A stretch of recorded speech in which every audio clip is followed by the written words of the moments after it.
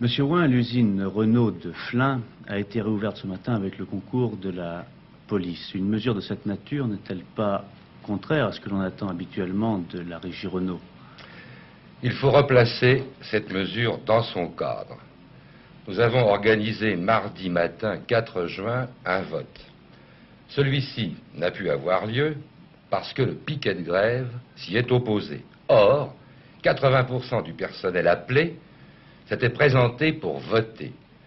Nous avons estimé qu'en se déplaçant, malgré les obstacles mis par le piquet de grève qui, par exemple, était allé jusqu'à barrer les routes, ce personnel avait montré sa détermination de s'exprimer et de reprendre le travail. Nous ne pouvons pas admettre que la liberté du travail soit entravée. Nous remettons en ce moment l'usine en route.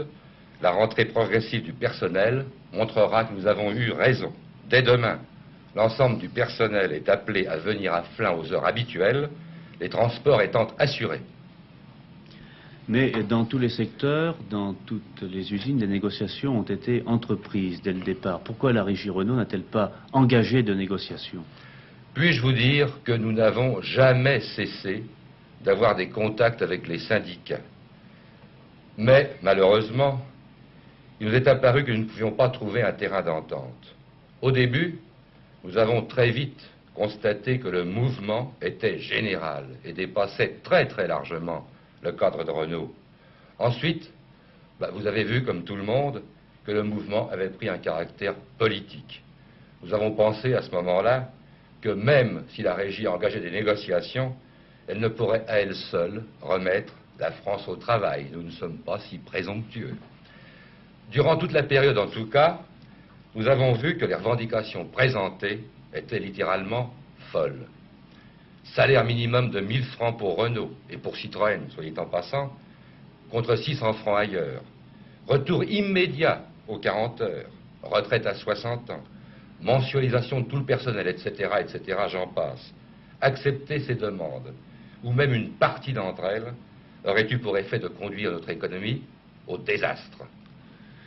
Comment se fait-il que la régie Renault, qui est une entreprise nationalisée, n'ait pas été soumise au même régime que d'autres services publics comme la SNCF, l'EDF ou la RATP? Vous touchez là un point que je dois dire est important. Il faut bien comprendre que même si elle appartient à l'État, la régie est en tout point administrée comme une entreprise privée. Son personnel appartient à la métallurgie. Il n'a rien à voir avec celui des services publics. Des négociations ont été engagées entre les syndicats et le CNPF. Et elles ont abouti à ce qu'on appelle les accords de Grenelle. Vis-à-vis de ces négociations et de ces accords, nous, Renault, nous sommes dans la même situation que n'importe quelle entreprise privée. Et le résultat s'applique à nous comme à elle.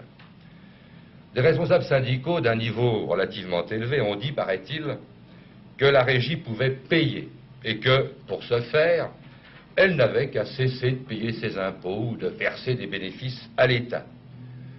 Nous ne voyons pas vraiment pourquoi nous n'acquitterions pas nos impôts comme tout le monde, ni pourquoi nous ne verserions pas à notre propriétaire les bénéfices que nous réalisons.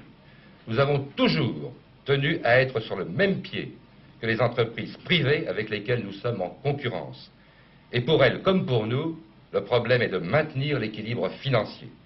Je pense que ce qui vient de se passer aura servi à montrer à ceux qui en doutaient encore que la régie n'a pas de statut spécial ni de privilèges particuliers.